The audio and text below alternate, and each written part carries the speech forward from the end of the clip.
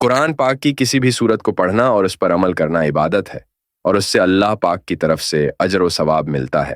یہ بات تو مسلم ہے کہ سورت قریش پڑھنے کے فضائل ہیں، لیکن خاص طور پر سورت قریش کو ایک مخصوص تعداد میں پڑھنے سے رزق میں اضافہ ہوتا ہے۔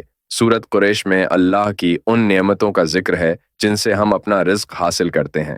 اس سورت کو پڑھنے سے ہمیں اللہ کی نعمتوں کا احساس ہوتا ہے اور دل میں شکر پیدا ہوتا ہے۔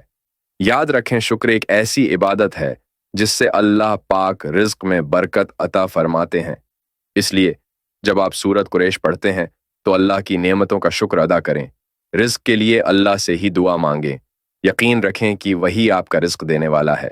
رزق میں برکت کے لیے سورت قریش کو رات کو مغرب کی نماز کے بعد اور صبح کی نماز کے بعد 41 بار پڑھنا مفید ہے۔ سورت قریش کو پڑھنے سے اللہ کی طرف سے اجر و ثواب ملتا ہے، اور یہ ہمیں شکر کی عادت ڈال کر رزق میں برکت کا سبب بن سکتی ہے۔ اس کے ساتھ ہی اللہ سے دعا مانگنا اور رزق کی تلاش کرنا بھی ضروری ہے۔